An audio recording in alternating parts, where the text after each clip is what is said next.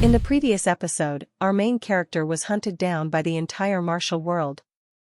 His life seemed to have ended before he could ever discover the true meaning of it. But unexpectedly, he was sent back in time, awakening in a completely unfamiliar body. A disciple of the demonic sect, a new identity shrouded in mystery and danger. Before he could even grasp what was happening, he was thrown into a deadly mission. Enter the ancient bamboo forest, a place crawling with fierce beasts, where even top-tier warriors could lose their lives in the blink of an eye. If you haven't watched part 1 yet, I've left the link down in the description. And now, let's dive into part 2 of Rebirth of the Demon Path, where life and death hang by a thread, and hidden secrets begin to unfold. Why are there so many dead beasts here? Chun Ha-jin narrowed his eyes. This doesn't make any sense. Something's definitely not right. The deeper they looked, the clearer it became. These weren't ordinary spirit beasts. Some of them Chun Ha-jin had never even seen before. Strange markings, tough scales, fangs as long as swords. It was as if this place had become a graveyard for rare and dangerous creatures. Take a look at this one, Chun Ha-jin said, crouching next to a massive corpse. This looks like the body of a shadow leopard. Just from its appearance, you can tell it was an aggressive predator. Ma Dongbo nodded nervously. I've heard stories about this kind of beast. The elders and former guardians said it only shows up deep in the inner regions of the ancient bamboo forest. It's known for being incredibly smart and brutally strong. Even the most experienced warriors struggled to hold their ground against it. Chun Ha-jin glanced down at the beast's body again. And now it's lying here, dead. Whatever killed this thing wasn't ordinary. Ma Dongbo's voice dropped to a whisper. If even this kind of creature was taken down so easily, then we're dealing with something far more terrifying than we expected. Chun Ha-jin stayed silent for a moment. The presence of so many slain apex predators in one place was no coincidence. But among all the spirit beasts of the ancient bamboo grove, the most fearsome of them all suddenly came into view. Young master, look over there. Even that one is here, and it's dead. He pointed toward a massive carcass lying just beyond the clearing. That's the twin-tailed serpent dragon, he said, voice lowered. It's a type of mutant serpent with 2 tails. I've never seen it with my own eyes, but the Grand Elder encountered it once. According to him, there's nothing more dangerous in this forest. Chun Ha-jin narrowed his gaze. So that monster really exists. Hard to believe something like that has fallen. Yes, my lord. I've only heard the legends myself, and I'll say the same thing, it's nearly impossible to kill. The only thing that sets it apart visibly is the pair of tails. That's its signature. They both stood in silence, overwhelmed by the sight of so many powerful creatures dead in one place. I've never heard of anything like this before, Ma Dongbo murmured. But Chun Ha-jin was already observing more closely. Something about the way these beasts had died didn't make sense. Take a closer look, Ma. These creatures, there's something strange. They're all dead, yet not a single wound is visible on their bodies. No burns, no gashes. Nothing. He then turned his attention to the forest itself. And the bamboo, you notice it too, right? The deeper we go, the more vibrant and full of energy it's supposed to be. But these stalks look withered, like they're slowly dying. Ma Dongbo's face tensed. You're right. This part of the forest should be brimming with life. Instead, it's as if everything's been drained. Chun Ha-jin's eyes darkened. It's almost as if something absorbed all the life force, from both the beasts and the forest itself. As silence settled in, a strange wind began to rise. At first, it was just a gentle breeze, but soon it grew stronger, swirling with an eerie density. Young master, have you noticed something? One of the guards asked, breaking the silence. Chun Ha-jin didn't respond immediately. His eyes narrowed, focused on the wind. Stay quiet for now, he said firmly. But it's just wind, isn't it? The guard whispered, watching the bamboo sway unnaturally. Yet something about this breeze was deeply unsettling. The longer it blew, the more discomfort it brought, a vague yet growing sense of unease that clung to everyone present. "This wind, it's coming from that direction," Chun Ha-jin muttered, pointing toward the deepest part of the forest. "Ma Dongbo," he called out. "Yes, sir?" "You've come far enough with me. Now, return. Don't follow us beyond this point." "But, young master." Before he could finish, Chun Ha-jin raised a hand to stop him. Without another word, he turned and walked straight toward the heart of the ancient bamboo grove, determined to uncover the truth behind this ominous presence. Elsewhere, within the sect leader's chamber, a heavy atmosphere hung in the air. "Why is it here?" That question echoed in the leader's mind, his expression darkening. His thoughts were fixed on a single being, the demon wolf. Until now, he had never felt such a presence. This wasn't just an ordinary disturbance. It was something far more dangerous. He furrowed his brows, eyes sharp and tense. The energy flared from within him, exploding outward in a burst of raw power. The shockwave was so strong that several attendants nearby collapsed on the spot, unconscious. "Summon the Grand Protector immediately," he commanded, voice thundering across the hall. The room had fallen silent. The maids lay still, overwhelmed by the force of his aura. Something terrible was coming, and he was the first to sense it. The sacred sect is unmatched. Even divine beings bow in reverence. The Grand Protector entered, lowering his head in respect. "Your Excellency, I am here at your summons." "Grand Protector," the sect leader began, "while I was in seclusion for cultivation, has any elder or protector dared to enter the ancient bamboo grove?" "No, Your Excellency. Without your direct command, none would dare take a single step inside. If anything unusual had occurred, I would have immediately reported it." The sect leader nodded slowly. "I heard you assigned a squad captain to accompany the third young master. Is that correct?" "Yes, Your Excellency. I also heard this man has some understanding of the ancient bamboo grove." "Indeed. Though still young, he shows great promise. Many elders and protectors have already expressed interest in training him further. That is why I allowed him to attend the third young master during this time. For 8 months now, he's been stationed near the grove. Though he had some guidance, his martial progress should have been modest at best." "So how could this happen?" The sect leader paused, deep in thought. "No one else is inside that place right now, except for them. Could it be him? Is he the cause?" He clenched his fists slightly. "There's no one else it could be." "What day is it today, Grand Protector?" "There are 3 days left until the full moon. Then tomorrow, the moon will be at its strongest." So that was the reason the presence of the demon wolf could be sensed. It coincided with the moment when the servant girls regained consciousness. "Please forgive us, Master," one of the protectors said. It's possible that the young man Xiao Yang, driven by the desire to advance his martial skills, ventured too deep into the ancient bamboo grove. The servant girls quietly helped the sect leader into his robes and began massaging his shoulders. The sect leader let out a long sigh. All things move according to the will of the heavens.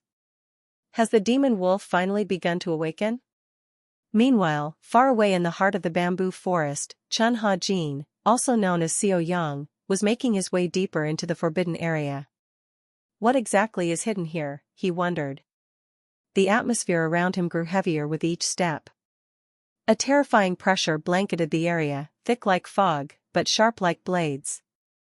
The closer he got, the more it felt like his body was being crushed from the outside in. Damn it. This isn't good. If I keep moving forward like this, it'll tear me apart. Never before had he faced a presence this overwhelming. But there was something strangely familiar about it. This overwhelming pressure, it reminded him of the day he stood in the presence of the demonic sect leader. That same terrifying aura that seemed to drag one's soul toward the edge of death. The energies here and that fateful encounter, they were too similar to ignore. It felt as though they were merging, resonating with one another, unlocking something ancient within the forest. The wind was relentless, slamming against him like a wall of invisible fists. It wasn't just uncomfortable, it was downright unbearable. At this rate, taking even one more step forward felt impossible. But turning back now? Not a chance. He had to find out what was hidden at the heart of this cursed bamboo forest. The pressure pouring out from the center was like a violent storm, rippling through the air and crushing anything in its path. It was pure chaos. Chunha Jin, our brave but slightly unlucky hero, was already struggling. His mouth was soaked, not with blood this time, but with medicinal soup? No, just his own drool from sheer stress. Even the protective energy surrounding his body had completely broken down. The shield that once defended him? Gone. I might actually have to retreat, he thought, eyes squinting against the wind. If I don't, this place is going to shred me into 1,000 pieces. This wasn't just some random aura. No, this was the kind of overwhelming pressure that only a true master could emit, the kind that made you question your life choices. Still, his curiosity burned stronger than ever. Who, or what, could possibly be emitting such a terrifying force? But he wasn't done yet. He still had one trick up his sleeve. Time to break out the emergency stash, his secret blend of medicinal tea and herbs. He gulped it down in one go. The moment it hit his system, the energy rushed through him like a cleansing tide. The toxic aura clinging to his skin? Purged. And now, with the help of his stealth technique, each step forward became lighter. Easier. Chunha Jin might have been on the verge of collapse a moment ago, but now? He was ready to move deeper into the unknown. The wind, once filled with an overwhelming force that stopped him in his tracks, now seemed powerless. Each gust passed by as if he didn't exist. That was the brilliance of his secret technique, a mystical stealth art passed down through the shadows. This was no ordinary skill. It was the very move that earned him fame across the martial world in his previous life. A name once feared in the dark underworld was now moving undetected through the heart of danger. Outside the cursed bamboo forest, the demon guardians were starting to sense that something was off. Chunha Jin's presence, once fierce and unmistakable, was fading. One of the guards frowned. He couldn't feel it anymore. That familiar pressure, gone. Was the young master in danger? Had something happened inside? But the truth was far more calculated. Hidden by the veil of his stealth magic, Chunha Jin was gliding deeper into the forest, untouched by even the falling leaves. Nothing could make contact with him, not a twig, not a breeze. A quiet thought crossed his mind as he advanced. Perfect. I can now move freely toward the center of this bamboo grove, the place where that terrifying aura is coming from. No more obstacles. Victory wasn't certain just yet, but for now, the path was clear, and Chunha Jin was moving closer to the truth. But I had to move quickly. The effects of the potion wouldn't last much longer. Whatever was waiting ahead, I needed to find out today. No more running, no more hesitation. As I was pushing forward with full focus, something suddenly caught my foot. Thud. I hit the ground face first. Are you kidding me? I cursed under my breath. How did I trip? I was supposed to be invisible, untouchable, completely cloaked by stealth magic. Nothing should have been able to make contact with me.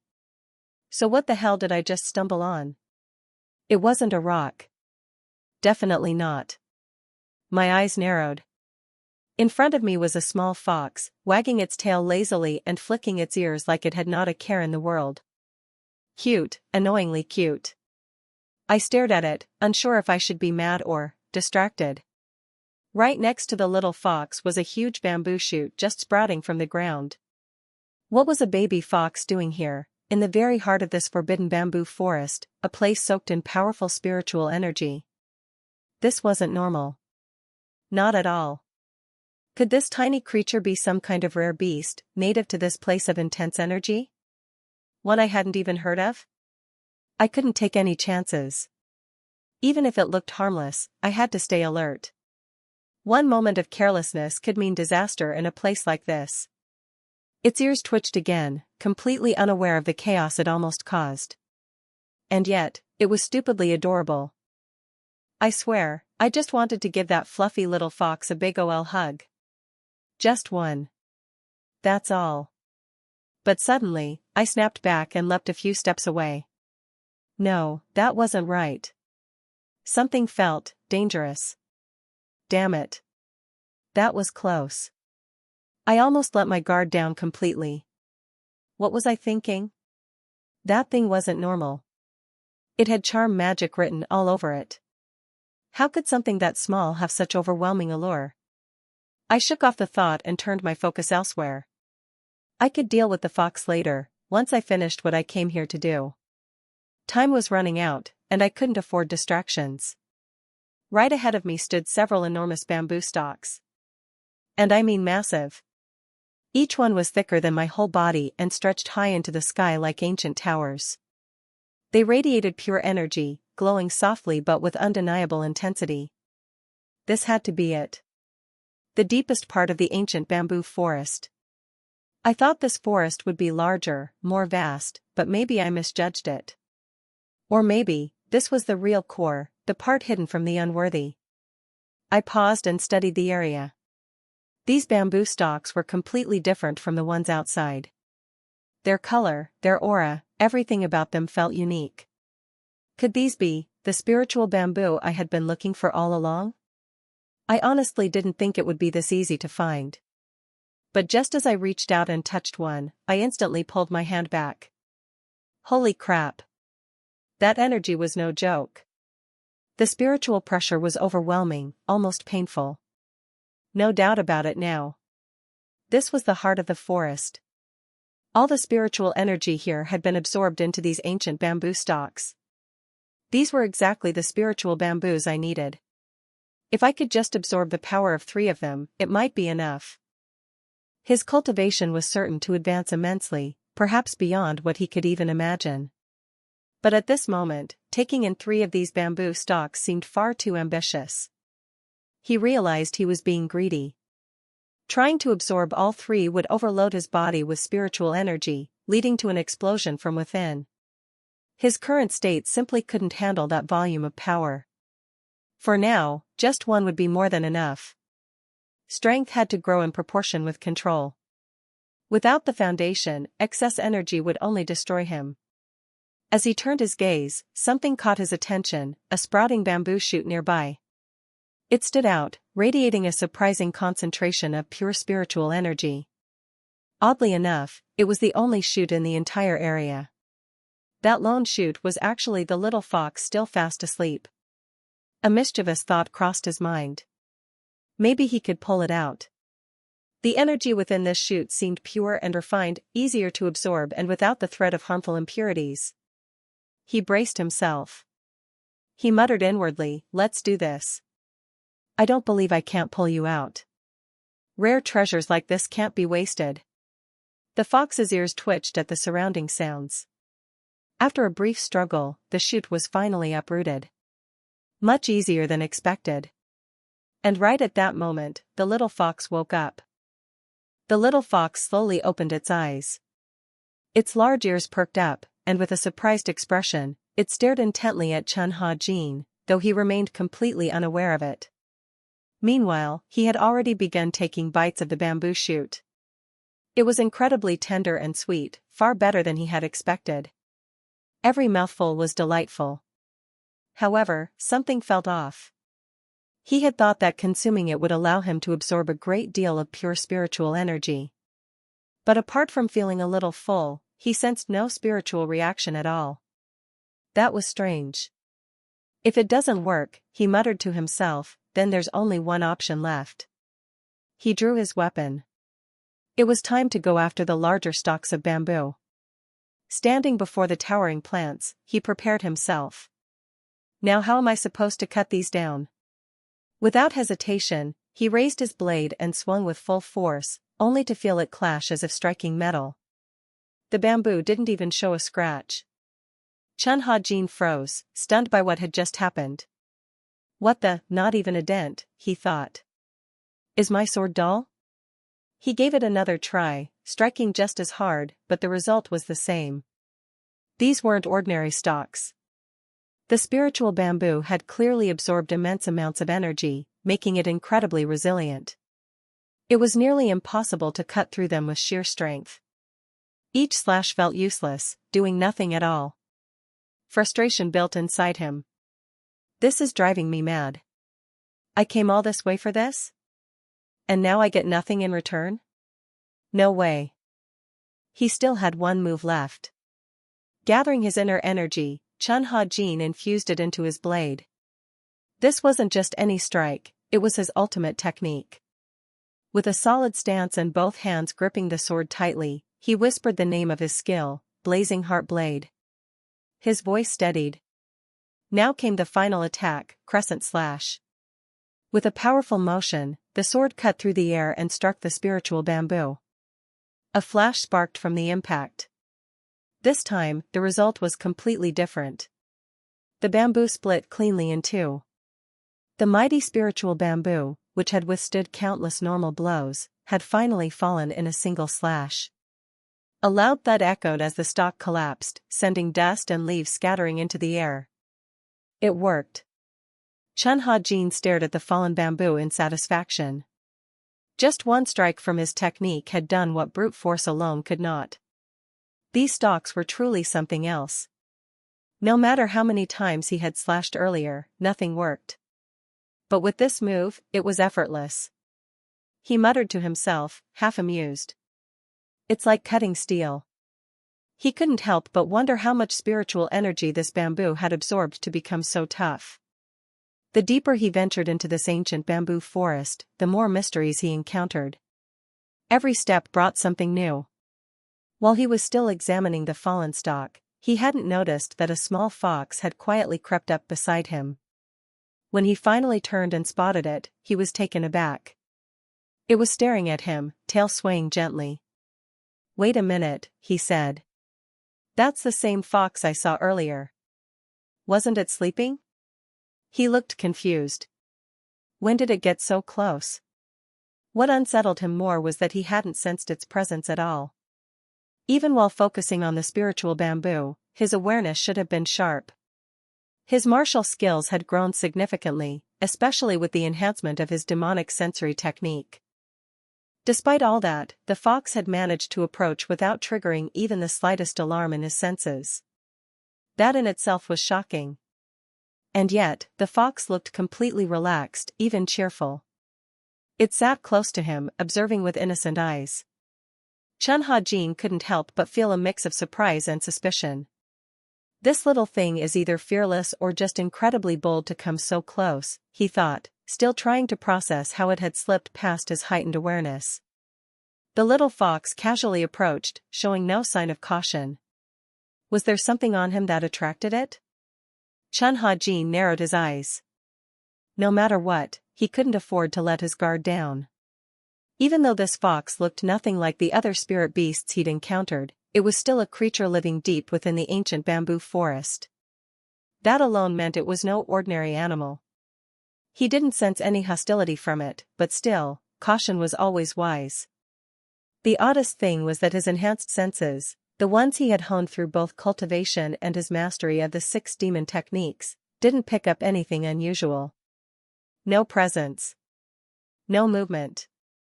It was like the fox had just appeared. Strange. Very strange. It didn't even set off his supernatural awareness. Maybe it really was just a baby spirit beast, harmless for now. Curious, he slowly reached out, trying to touch it. But before he could lay a finger on it, the fox bit him, hard. Ah, damn it, that hurts. This little thing, it wasn't as innocent as it looked. Later, Chun Ha-jin finally emerged from the forest, dragging a large stalk of spirit bamboo behind him. A guard spotted him and ran up, visibly relieved. "Young master. You've returned. I was getting worried." Chun Ha-jin nodded, then gestured toward the mass of bamboo. "Look closely, Ma Donghua. I cut this down from deep inside. Don't go thinking it was easy. That thing's as tough as iron." Took every bit of effort I had to bring it d. The guard's eyes widened. Yes, sir. That must be the spirit bamboo. I've only heard the old masters speak of it in passing. To see one in person. This stuff's unbelievably tough. Even my sword couldn't handle it. Look at this, the blade chipped just trying to slice it, Chun Ha-jin muttered as he dragged the massive stalk of spirit bamboo. But Ma Dongbo wasn't even listening. His eyes were locked on the bamboo itself. Specifically, the clean, deep cut along its surface. That wasn't just strength. That was mastery. The kind of precise, powerful strike only a top-tier sword technique could deliver, infused with expert-level internal energy control. The guard's face remained expressionless, but inside, he was shaken. Even if he used every ounce of his energy, even if he concentrated all his strength into a single blow, he doubted he could replicate that kind of strike. Just what level had the young master reached? Sir, if I may ask, Ma Dongbo finally said. Why is there a small fox following you? A fox? Chun Ha-jin blinked, glanced down, and jumped slightly. Wait, it followed me all the way back here? I didn't even notice. What a weird little thing. He scratched his head, clearly puzzled. When I first saw it, it was curled up, sleeping right next to the spirit bamboo deep inside the forest. It looked kind of cute, so I tried to pet it. And yeah, it bit me right away.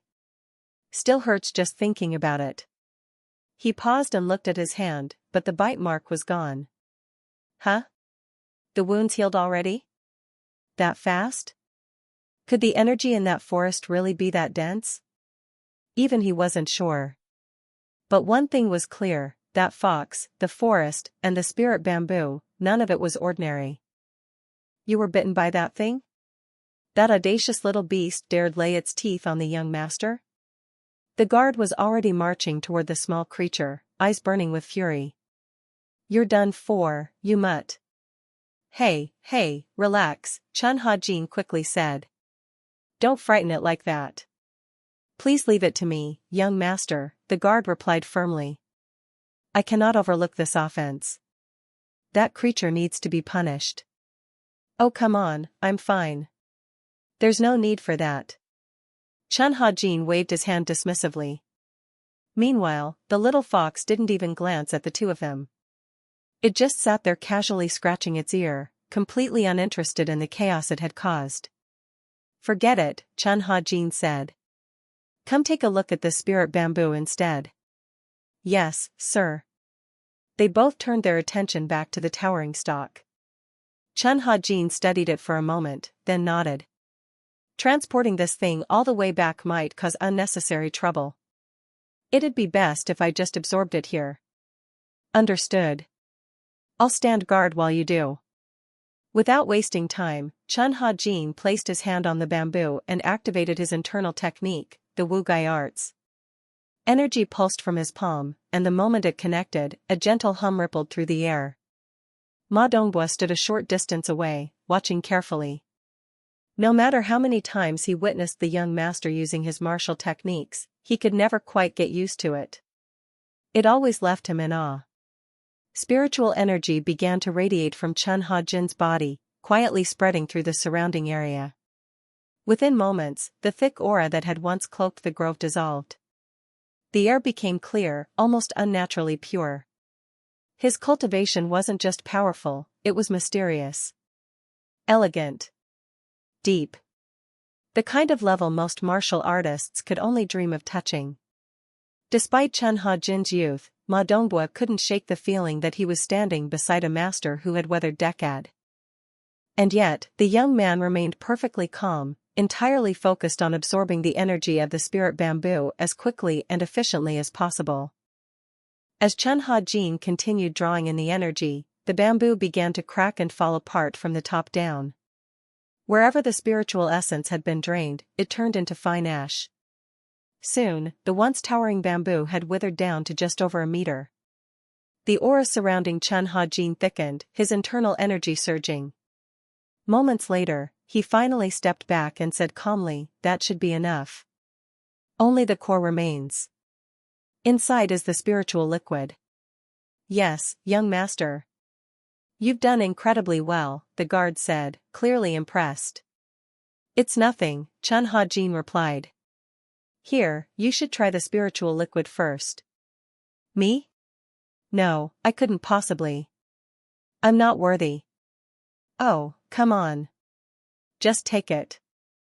Don't argue, Chun Ha-jin insisted. You've been working tirelessly by my side all this time.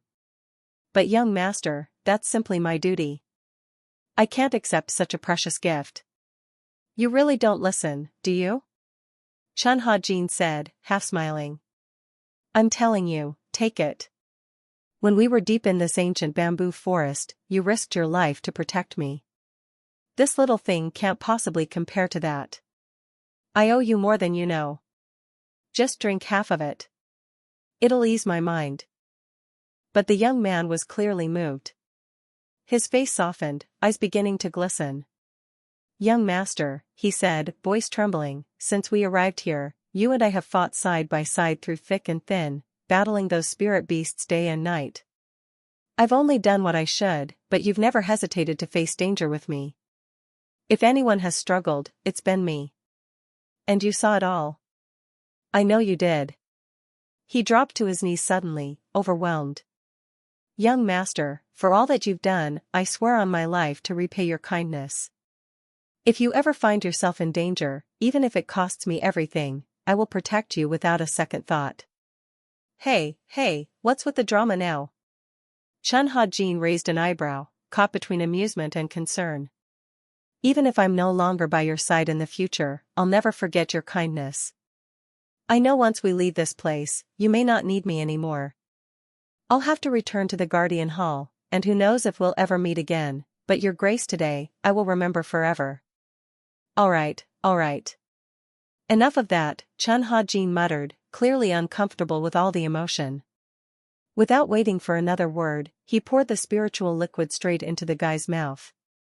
Just drink it already. You'll waste it with all that talking. But before they could catch their breath, the ground began to tremble slightly. A massive footstep landed nearby, shaking the earth beneath them. Chun Ha-jin immediately tensed. Wait, something's coming. Yes, I feel it too, his companion said. And then it hit them. Spirit beasts. Lots of them. Too many. Not just on the ground, some were flying above. It was as if every creature in the entire bamboo forest had locked onto their position and was closing in all at once. The young lord narrowed his eyes, sensing something strange. It's the beasts, they've caught our scent. The spiritual elixir from the bamboo must have drawn them in. With no time to waste, Chun Ha-jin quickly drank the remaining medicine in one swift gulp. If that's the case, we better finish this before it's too late. Turning to his companion, he asked. You know every path and hidden trail in this bamboo forest, right? Yes, young master. I was trained here. Good. I'm counting on you. Lead the way. But just as they were about to move, Chun Ha-jin glanced over, and there it was again. The little fox. Still sound asleep in the middle of this chaos. Even as danger crept closer, the creature rested like nothing was wrong. He shook his head in disbelief. If it's followed me this far, then I can't just leave it behind. With that, he scooped the fox up and tossed it gently toward his companion. Take the fox. Get out of here and keep it safe. I'll stay and buy some time. The forest trembled as the mutated beasts closed in, surrounding them from every direction. The skies weren't safe either, more were descending from above with wings spread wide. Facing the oncoming horde, Chun Ha-jin exhaled slowly and focused his energy. If you're so eager to die, then come at me. I'll take you all on. Power surged through him, and the air around him shifted. Behind him, Ma Dongbo shouted in panic. Young master, please retreat. Let me hold them back for you. Chun Ha-jin didn't even turn. Quit talking nonsense. You'll just get in my way. Go. Now. Without warning, he turned and threw a punch that launched both Ma Dongbo and the fox far out of danger, vanishing into the forest mist like a flash of light. "Young master! Are you all right?" Ma Dongbo shouted in concern. He had just been sent flying by a single punch. The sheer force behind that strike was terrifying. Since when did his martial skills become this powerful? As Ma Dongbo tumbled away, a new threat charged forward, a monstrous three-headed bird. Its claws slashed through the air, aiming straight for Chun Haji. But Chun Haji's eyes gleamed with killing intent. Without hesitation, he stepped forward and unleashed a devastating sword technique. In one swift motion, the creature was sliced cleanly in half. Chun Haji stood firm, his blade still humming from the strike. Now was the perfect moment. For so long, he had been training deep within the forest, never once fully testing the extent of his power. But that would change. Surrounded by beasts, he clenched his fists, ready to face them head-on. There was no more holding back. Meanwhile, in a distant location, the cult leader stood still, his brow furrowed in thought. So, the boy has finally made it out of the ancient bamboo grove. But something is off. Even the presence of the earth spirit grove has vanished. He lowered his head, taking a deep breath to focus. Slowly, the world before him shifted, recreating the images and energy lingering from within the bamboo forest. A figure began to emerge in his vision. It was Chun Haji, or rather, in this life, the boy known as Xiao Yang. Everything was becoming clear now. Xiao Yang's arrival in the ancient bamboo grove had triggered a series of unexpected events. Ever since he awoke from his demonic possession, he had changed drastically, almost like he had become a completely different person. The cult leader's thoughts drifted back to their last encounter. He had completely misjudged the boy at the judgment hall. The Xiao Yang from back then and the one who faced the beasts in the grove were not the same. Chun Haji had stood alone, confronting wave after wave of strange beasts without showing the slightest sign of weakness. He dealt with them as if they were nothing more than wild animals, swift, efficient, and merciless. One boy, all on his own, and he wiped them out without even suffering serious injuries. Yes, calling him to the judgment hall had been the right choice. There was more to this boy than anyone had expected. Earth Spirit Grove, the cult leader muttered quietly. "Tell me, what exactly did you sense in that boy named Xiao Yang?" The fox stared intently at him. Its name was Diao Lin Lam. Moments later, another massive creature appeared before Chun Haji, this time, a giant panther. "Well, you do look pretty intimidating. If I remember right, you're supposed to be the third strongest beast in this forest, aren't you?" With a swift motion, the panther swung one of its huge claws at him. But our protagonist quickly leapt to the side, narrowly avoiding the blow. "Let's see if your strength lives up to the rumors floating around the cult," he muttered. The creature's speed was incredible, much faster than expected. "At that speed, you still won't be able to land a hit on me," he said, darting around using advanced footwork. Yet, despite his movements, the beast somehow kept up with him.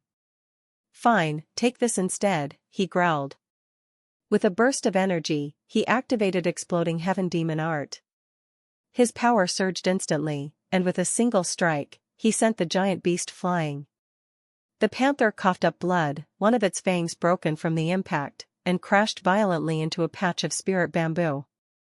If I combine the unhindered body technique with the Heaven Demon Art, even basic attacks can unleash terrifying damage, he thought.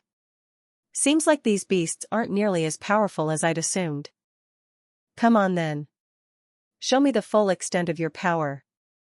I know you're not finished yet, Chun Haji said, eyes locked onto the panther. Let me witness the might of one of the three most fearsome beasts of this ancient bamboo forest. Through the thick smoke, the figure of the massive beast slowly emerged. Its glowing eyes burned with intensity. Yes, that's it. Come at me. Haji taunted. The panther snarled and charged forward, its speed now even greater than before. Caught off guard, Chun Haji took a powerful hit, flying through the air and crashing into a cluster of bamboo trees. Before he could even recover, the number of panthers suddenly multiplied. He lay sprawled on the ground, his sword flung far from his hand. The entire section of the forest was now in ruins. Curling in pain, he groaned as blood trickled from his mouth. "You attacked me while I was defenseless?" he growled, his eyes now glowing red with fury. "You damn beasts." The panthers circled him, saliva dripping from their jaws as they growled, clearly not unscathed either. That last hit was no joke, Chun Hajin thought. If I take one more like that, I might really die. Struggling to stand, he tore off what remained of his tattered cloak and smirked.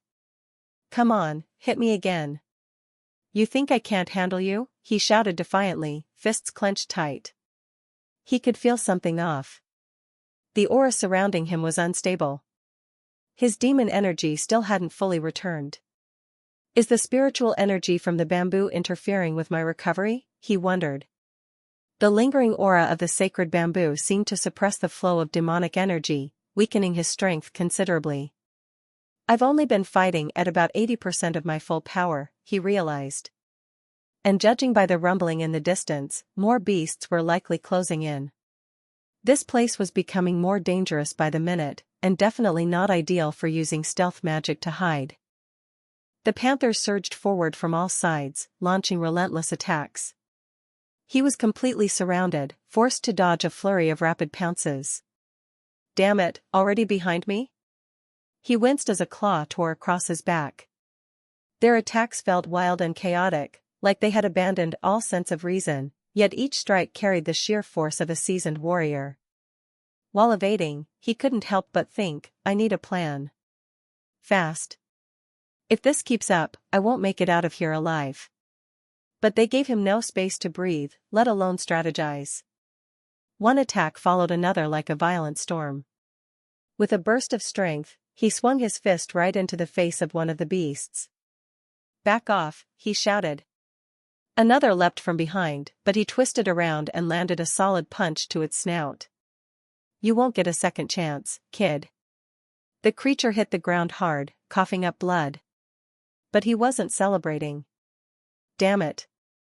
There's no way I can take down all of them like this," he muttered to himself. If he tried to deal with them one by one, the fight would drag on forever. They just kept coming, creatures of all shapes and sizes. The number of beasts here was only growing, and soon, they would be too many to handle. Standing before him now was the largest one of them all. He knew instantly, this was no time for holding back. Trying to take them down one by one was no longer an option. If he wanted to escape this place alive, he had to end it all in a single blow. Drawing upon the dark energy within, he activated his demonic technique. A surge of aura radiated outward, distorting the air around him. His power had already begun to fade, but there was one last gamble. He poured the remaining energy into his own body, forcing a temporary boost in strength. His eyes glowed with an intense light. "This ends now. I'll crush you all in one strike, you cursed beasts." Slamming his fist into the ancient stone floor of the bamboo forest, the ground cracked beneath the impact. The attack, known as mountain-crushing shock, released a devastating shockwave laced with demonic force. The energy spread outward in all directions, cutting through the enemy ranks. The monstrous panthers, caught in the blast, were torn apart by the sheer force. The tremor radiated out like ripples from a stone dropped in a still pond. The scene shifts. Elsewhere, Ma Dongbu returned to the bamboo courtyard, cradling the small fox in his arms. His breathing was heavy. At last, they had escaped. They were safe, for now. But something pulled at his attention. He turned, glancing toward the heart of the ancient forest. The entire region was shaking. Even from this distance, he could feel the deep rumble. The ground itself was trembling, reacting to a tremendous surge of energy. What kind of aura was that? Carefully, he placed the small fox on the ground, his gaze still locked on the forest, unease growing in his chest. Could it really be that all that shaking came from him? What on earth just happened back there? The little fox stood still, eyes wide, not understanding a thing. Its gaze was locked onto the direction of the bamboo forest, unblinking, like it could feel something deep within. And just so you know, this little guy isn't just cute fluff, he's actually the earth deity of this place. Basically, the forest's landlord. Now cut to another scene, Chun Hazan. Our boy was wandering through the forest again, but this time? Completely lost. He swore he took the same path he used to enter, but somehow, nothing looked familiar.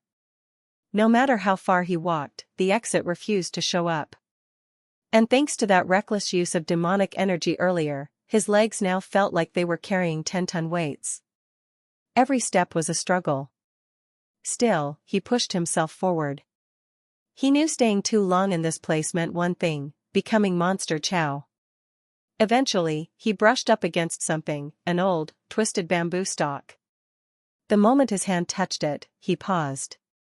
This thing was dry as bone and unnaturally warped. And then he noticed something worse, every bamboo tree around him looked the same. It was exactly like the scene from when he first entered the forest. Except now, there were no beast corpses anywhere. Not a single one in sight. Something wasn't right. Something had changed.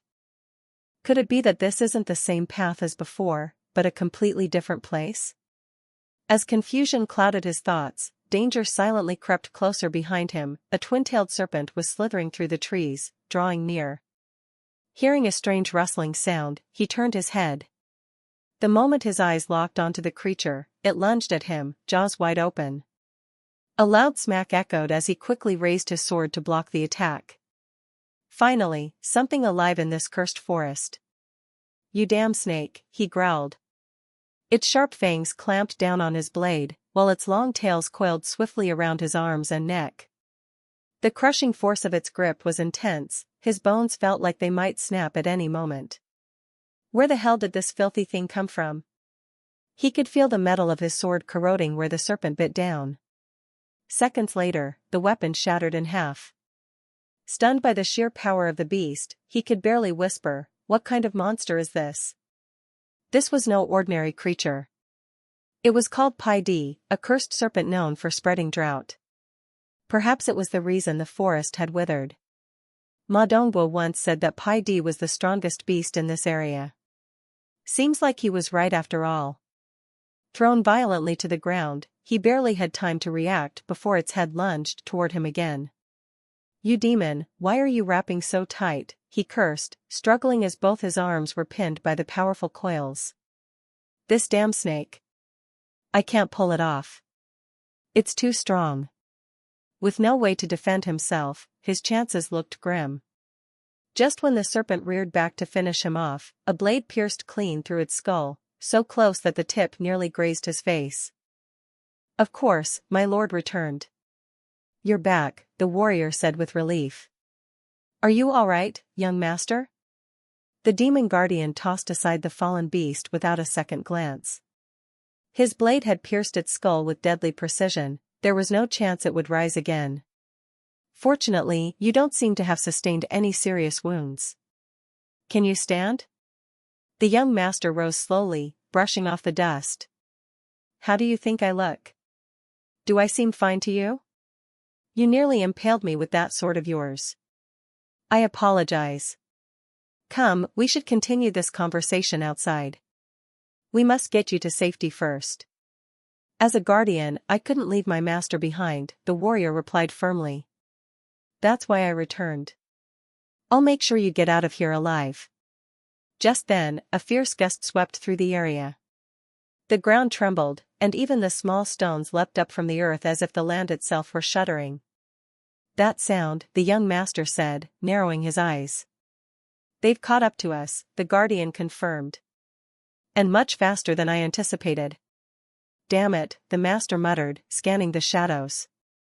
"There are more of them now than there were before. They actually followed us this far?" "How far are we from the exit?" he asked quickly. "About 5 li," came the answer. "So still a fair distance. Running isn't an option. No matter how fast we go, they'll catch up." He took a deep breath. "Then we end this here. It's the only way we can escape." the guardian stepped forward. Let me stay behind. I'll buy time. You go ahead, my lord. Stop it. Don't say something so foolish, the young master snapped. We're leaving together. That's an order. Yes, my lord. They had no good options, whether he stayed behind or the young master did, the outcome would be grim either way. The creatures charged with full force. On the other side, Chun Hazian gripped his sword tightly and rushed in, throwing himself into the thick of the battle without holding back. There was only one path left, to crush them here and now. Either they fell, or he would be buried alongside them. With a fierce cry, he launched his fist straight into the enemy lines. In that moment, a voice echoed in his mind. Do you know what it means to live? He had once been asked. But he didn't. His past life had been nothing but blind obedience, a tool for others. That was why, in this second chance, he yearned to survive more than ever, to break free, to ensure no one could control him again. He had to become stronger than anyone else. For hours, he and his companion fought back to back, battling through wave after wave of vicious spirit beasts. With each strike, his resolve deepened. This time, he would live a life on his own terms. No chains. No masters. But freedom didn't come without cost. As he fought fiercely, one of the beasts managed to circle behind him. He wasn't quick enough to block. With a slicing sound, the lead panther, the same one whose fang he had broken earlier, slashed its claw across his shoulder, tearing into him. Chun Hazian was hurled through the air, crashing hard into the ground. He rolled violently, dirt flying as he tumbled. The blow had real weight behind it. And as he struggled to rise, the beast was already bearing down again, faster and more savage than before.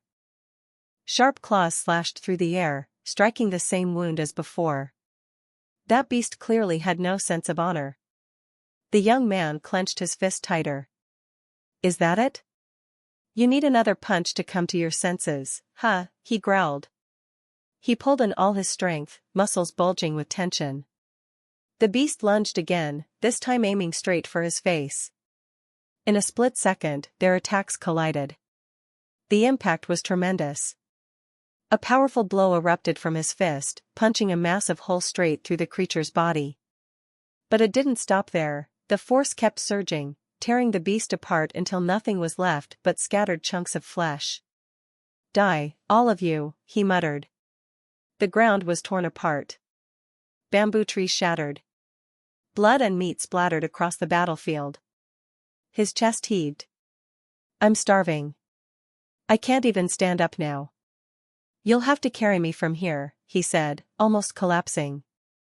What? That might be a bit much, his companion replied, drenched in sweat and clearly overwhelmed. Why not? Just carry me already. But before they could argue more, the ground shook. A thunderous crash.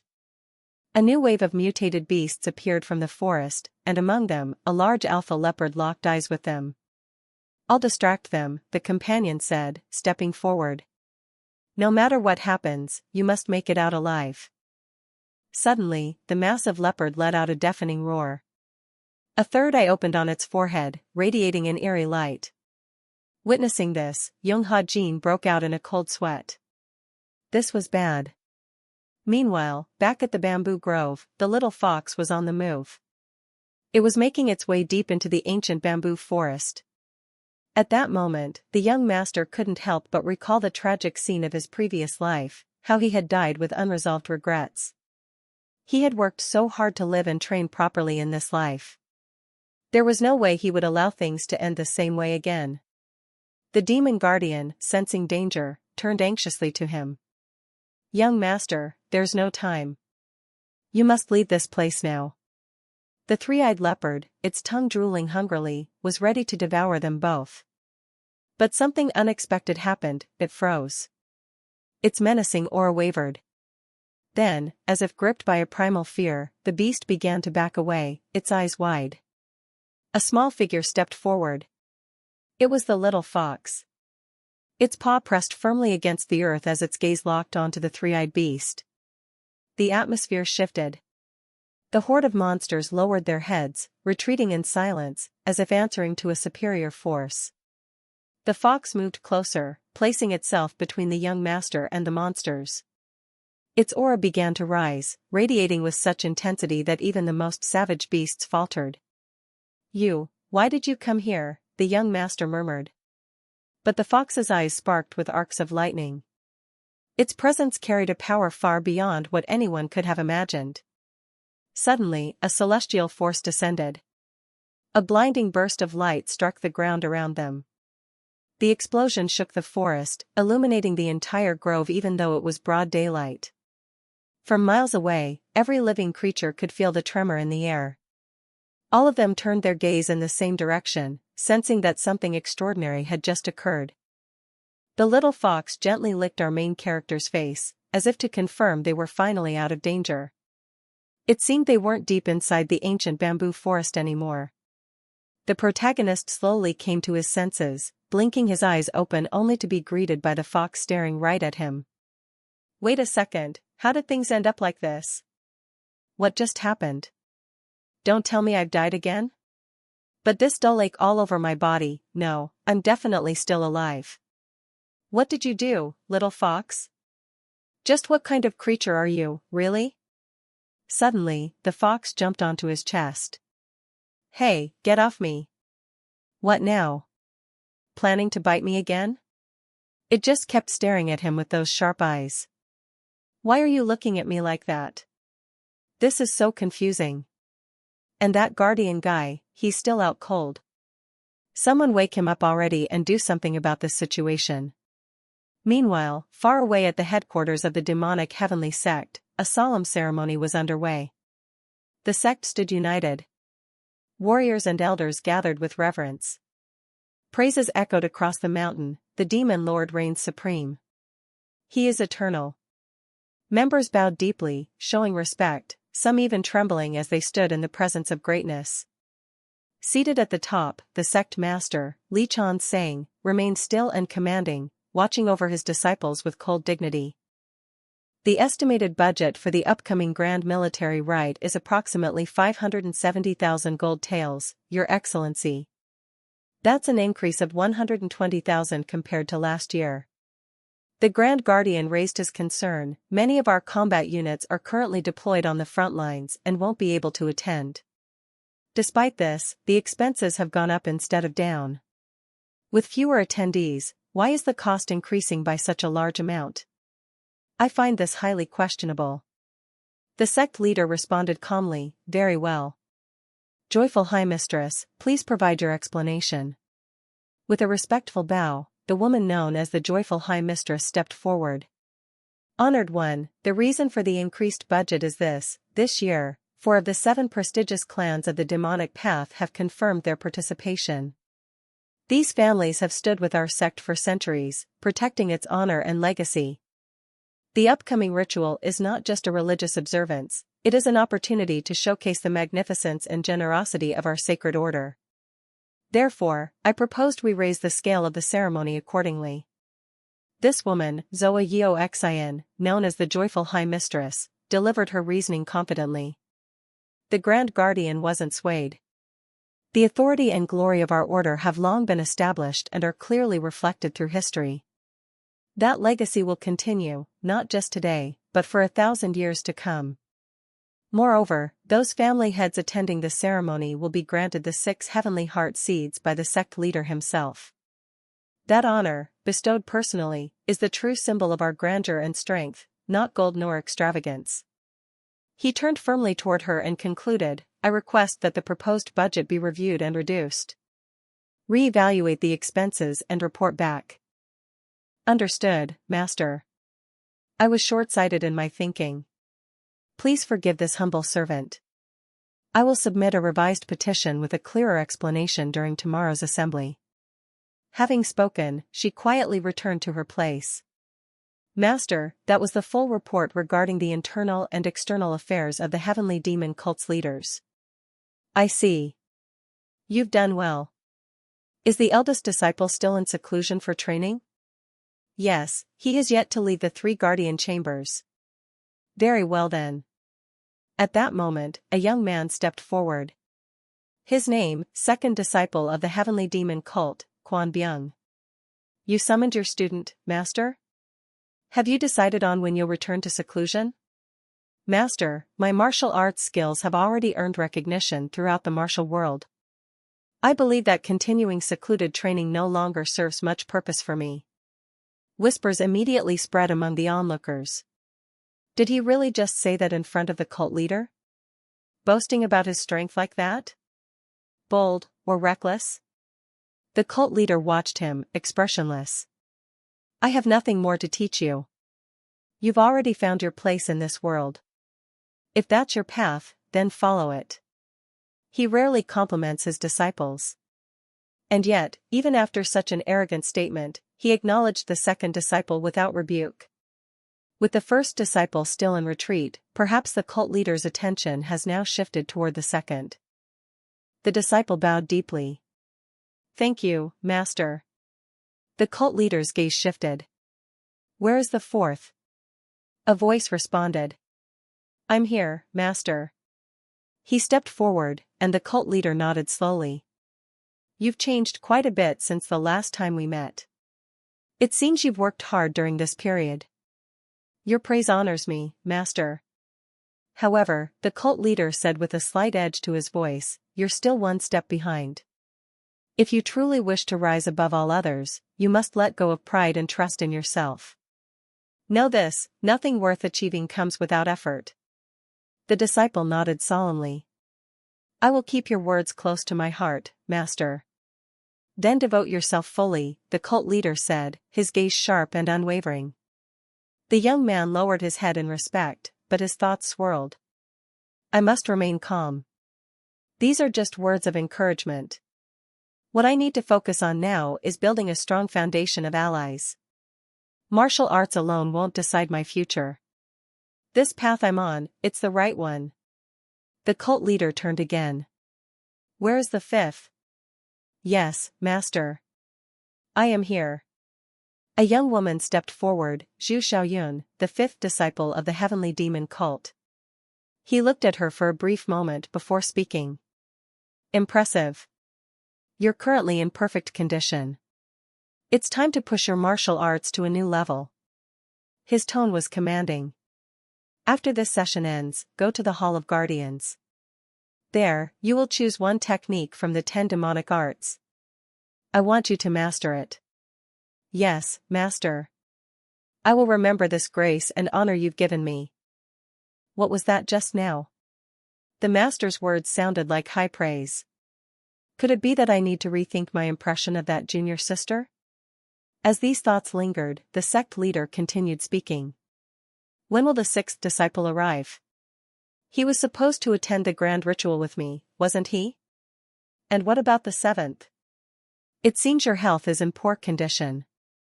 My deepest apologies, master, came the soft reply.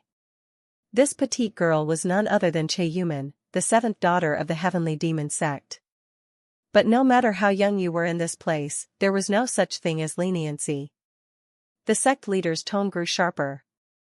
You should understand that even as a child, there are no exceptions here. I truly didn't expect your condition to be this weak. Take care of yourself better and push forward with your training. Yes, master, she answered, bowing her head. A moment of silence passed before the leader spoke again. Tell me, little one. Do you fear death? I do not, master, she answered with surprising determination. But in truth, her teary eyes betrayed her. The seventh princess looked like she could cry at any second. If any of you truly hope to inherit this position from me, the sect leader declared, you must stop making excuses and push yourselves beyond your limits. No slacking, and no holding back due to imaginary restrictions. Do you all understand? He didn't wait for a reply. Instead, he raised his bowl and downed the liquor in one long swig. At that moment, a door creaked open. Ah, so you've come. The third, is it? Late again, as usual. A figure stepped into the room. I, Xiao Yang, the third disciple, have arrived on the orders of the sect leader. His steps were calm, but his hands trembled faintly. "It's Senior Brother 3, someone whispered. "They say he's recovered after his chi deviation, but I thought he had lost all his martial arts." Seo Yang. He had returned, fresh from the depths of the ancient bamboo grove. The young noble stood frozen, his face marked by disbelief. How could this be happening? With steady steps, Seo Yang approached and offered a respectful bow. Disciple Seo Yang greets the Grandmaster. The cult leader's eyes locked onto Jun Hazan. In return, the young man calmly met his gaze, his thoughts racing. "So, we meet again, Heavenly Demon Grandmaster. It's been quite a while."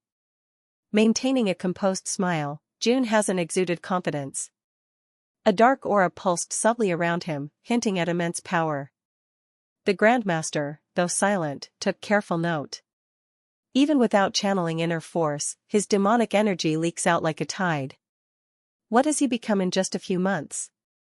The room grew tense, all eyes fixed on the figure standing boldly at the center. "Well done." The Grandmaster's praise struck the assembly like thunder. Murmurs rippled through the crowd. "Another compliment? From him?" He continued, "Tell me, how did you find your journey to the ancient bamboo forest? A fine place for reflection and danger, wouldn't you say?" Jun Hazan answered respectfully, "Yes. Thanks to your generosity, I found the experience both enriching and rewarding. I've never encountered such a place, so full of challenge, and yet so enlightening." The Grandmaster gave a satisfied nod. "Good. Come with me." Hazan blinked. "What now? Where is he taking me? Did I say something wrong?" "No. I was honest. There's no reason for him to be displeased, right?" The Grand Protector was assigned the remaining responsibilities. "Understood, Supreme One." With that, the meeting with the cult leader came to an end, and everyone was granted leave. The leader turned and exited, followed closely by Chun Hazan. As he walked behind the imposing figure, a nervous sweat broke out on his brow. Is he planning to take me somewhere even more dangerous than the bamboo forest? He wondered. Did he somehow hear what I said back there? Those insults, did he catch them? Meanwhile, the hall slowly emptied, and discussions among the elders sparked up again. It seems the cult leader has ordered adjustments to the budget for the upcoming Grand Assembly. The pleasure hall is going to have its hands full now, someone commented. Come on, that's nothing serious, another replied. If anyone should be busy, it's the elders. All of this is part of our duty anyway. Strange though, why didn't the Grand Strategist attend today's meeting? A curious voice asked. No idea, came the response. That place is always bustling. But I doubt it has anything to do with the assembly. I heard they've been planning something up north, someone chimed in. Up north, you say? Another echoed. There've been rumors lately. Something about rebel forces forming a new faction. Then the Grand Strategist might be out there dealing with that situation already. Sounds like a tough mission, someone added with concern. In the air hung a mix of speculation and unease, as whispers of unrest beyond their territory began to ripple through the ranks. Did anyone notice what just happened with the third young master? That was the first time I've ever seen the cult leader openly praise someone in front of the entire court. I remember hearing rumors that the third young master had gone mad due to a cultivation mishap. But seeing him today, his aura and expression looked completely fine. By the way, his name translates to Tai Luong in Vietnamese. Let's call our main character Tai Luong from now on. That guy just managed to come back alive from the bamboo forest of trials. What's so amazing about that? Why is everyone whispering about it like it's a miracle? And more importantly, why would the cult leader go as far as to compliment that brat? The more I think about it, the angrier I get. That Tai Luong bastard, why didn't he just die in there? The scene shifts. Tai Luong is now walking alongside the cult leader of the demonic sect through a serene garden. Eventually, they arrive at a beautiful resting pavilion. Tai Luong pauses, surprised by how picturesque the surroundings are. He hadn't expected such a tranquil place hidden inside the sect's grounds. So there's a peaceful pavilion like this tucked away here? Take a seat. Ah, yes, sir. Tai Luong sits down across from the cult leader. He clenches his hands tightly under the table, trying to calm himself.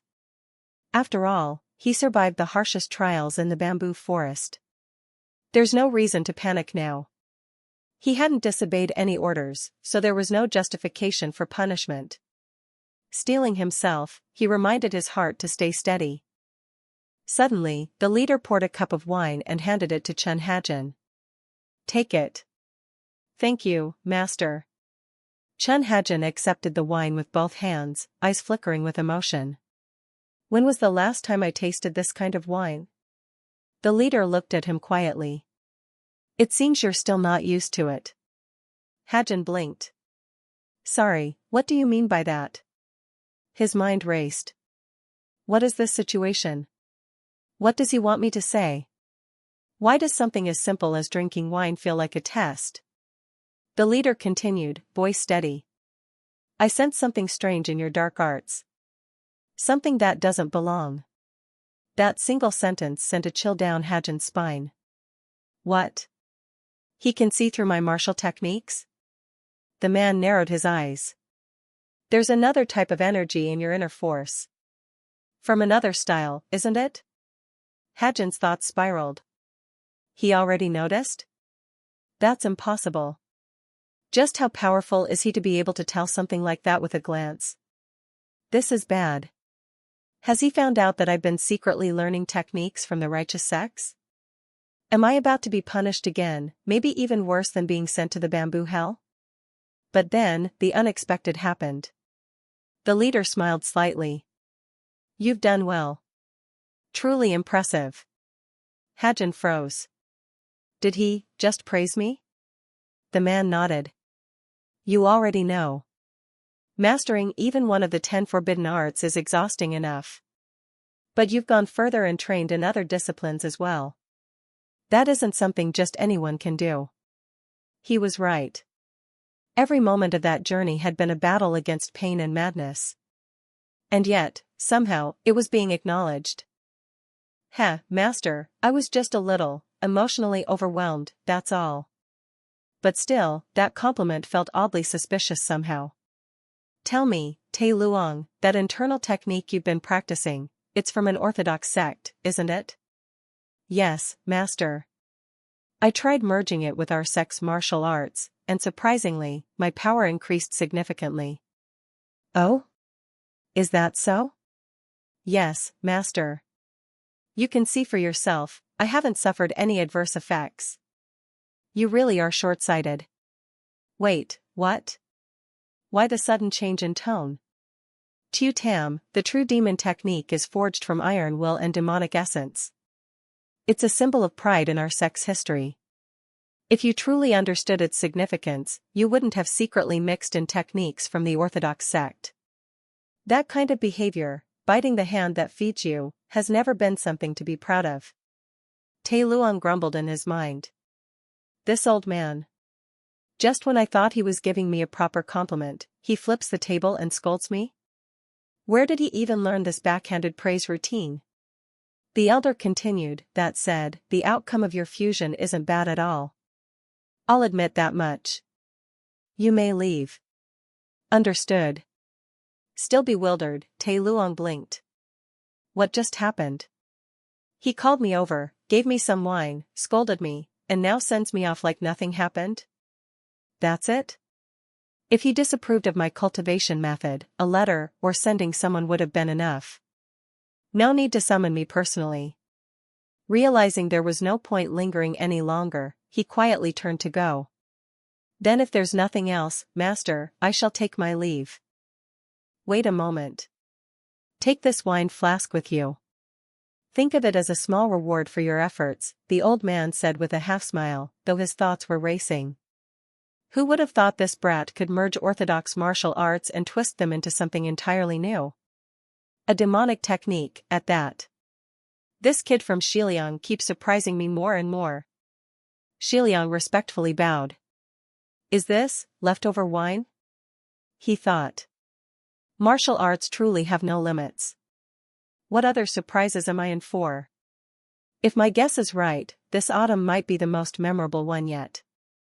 Later, as Shiliang rode his carriage home, he chuckled to himself. Man, I was nervous meeting the sect leader. My heart was pounding like a war drum. And this wine? The more I look at it, the funnier it gets. If it's a reward, couldn't they at least give me a fresh flask instead of this half-finished one? He handed the wine to his attendant. Here. Any idea what this is? The attendant's eyes widened. Wait. Is this the Six Heavens elixir? Oh my. You actually got your hands on that? Shiliang raised an eyebrow. You know this wine? Of course, young master.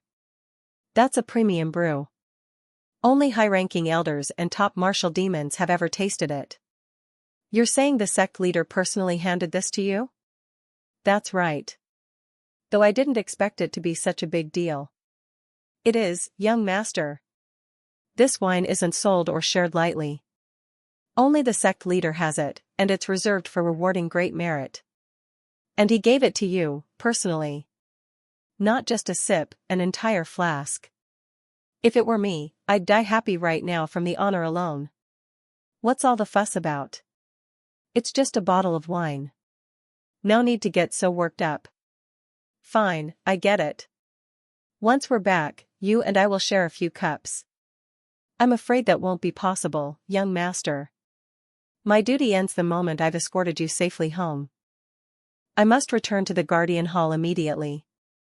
It has been my greatest honor to stand beside you all this time.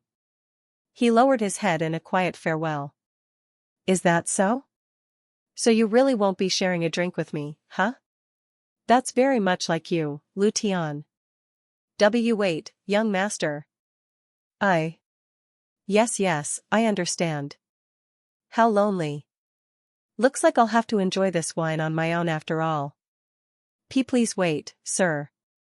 Perhaps, just give me a moment to think about it? By now, the sun had begun its descent, painting the sky with the colors of dusk. Shiliang had finally returned to his own home. After all this time, he was finally back. It had been a long while. He wondered quietly if anything had changed in his absence.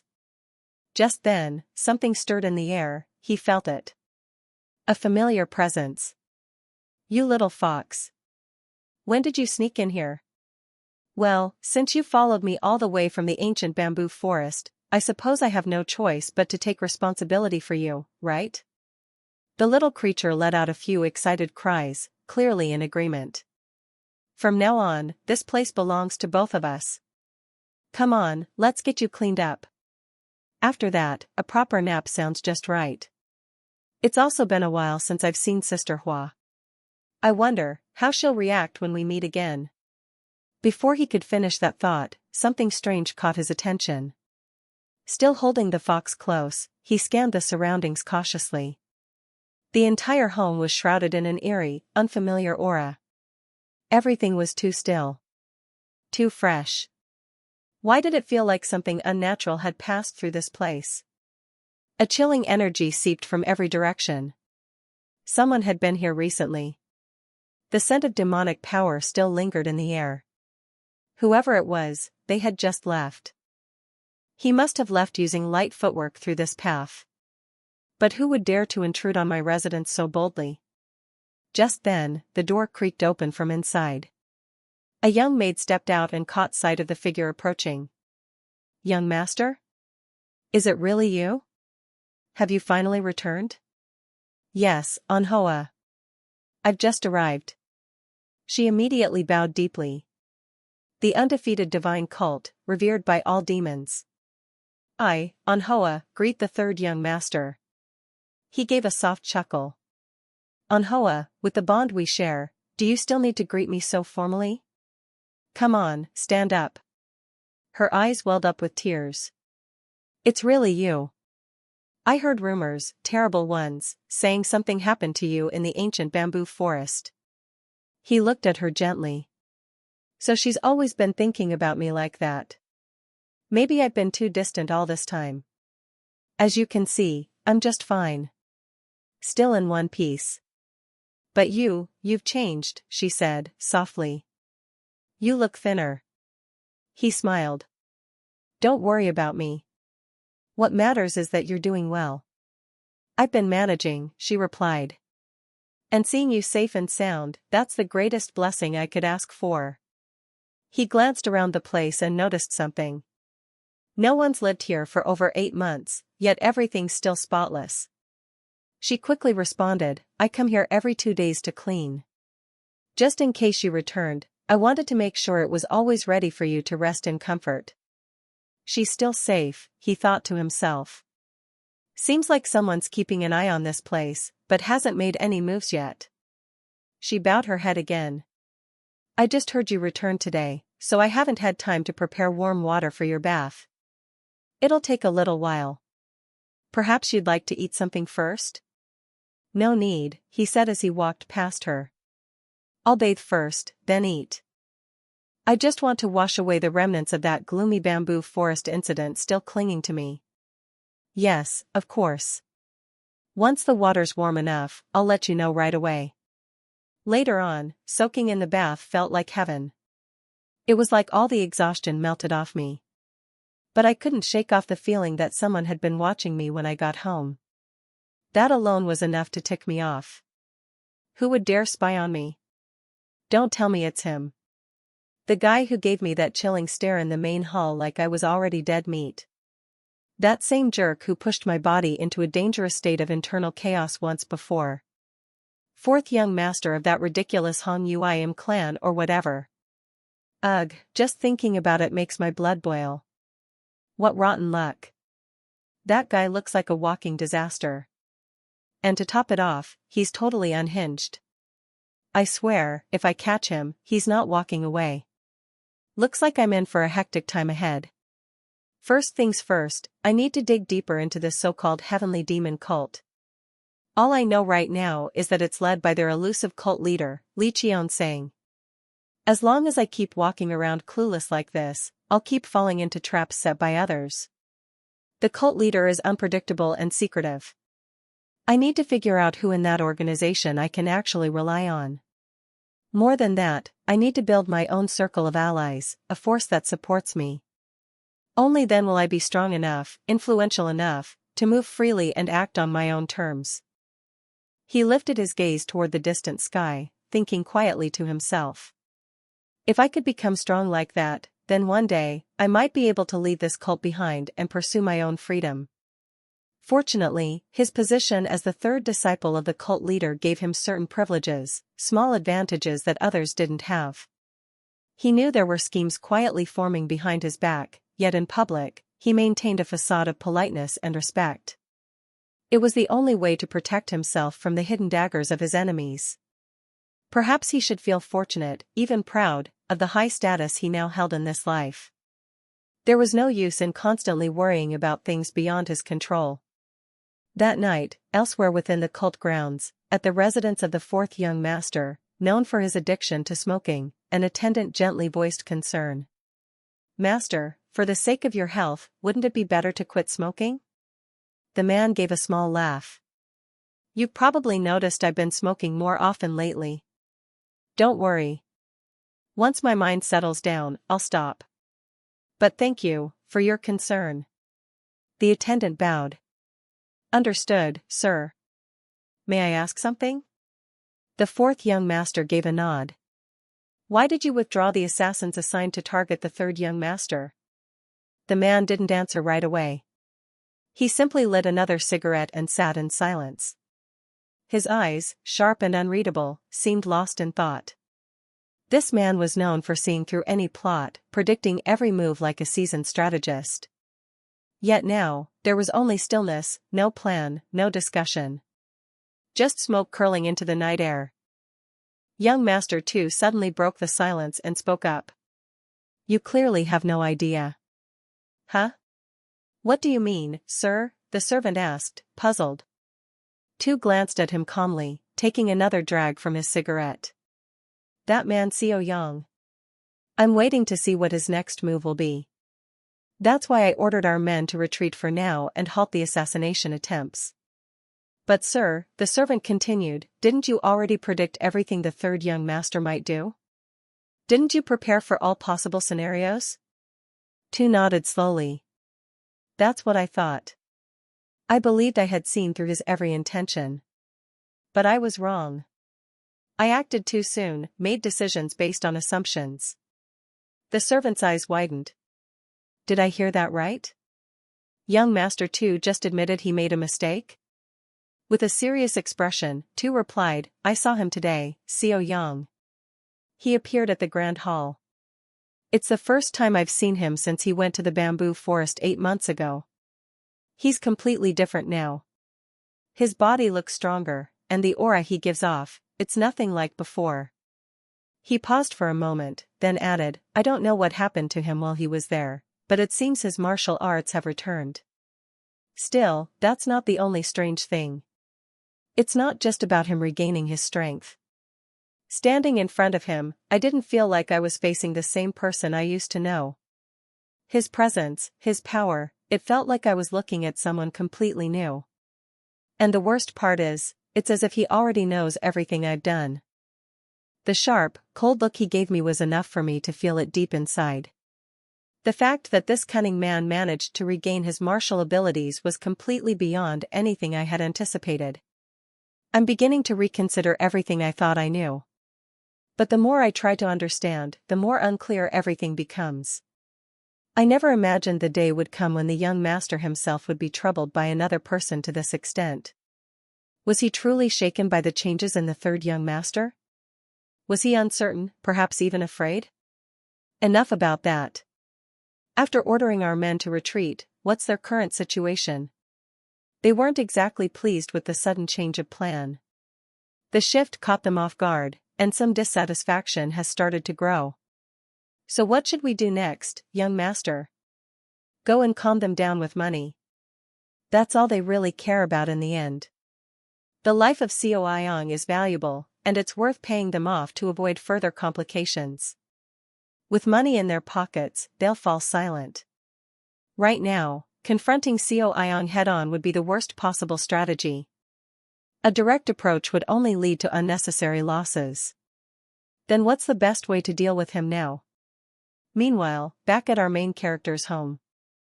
You're finally back. What took you so long? I was starting to think you were starving out there. I thought you couldn't go another minute without food. Ah, my apologies, young master.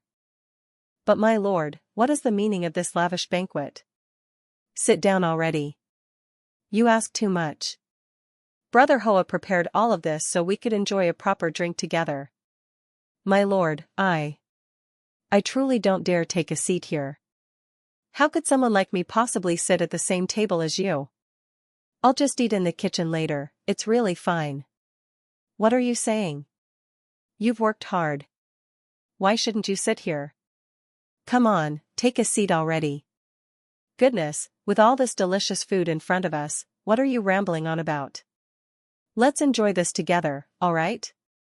Dig in. The two of them exchanged glances filled with admiration as they looked at Chun Ha Jin.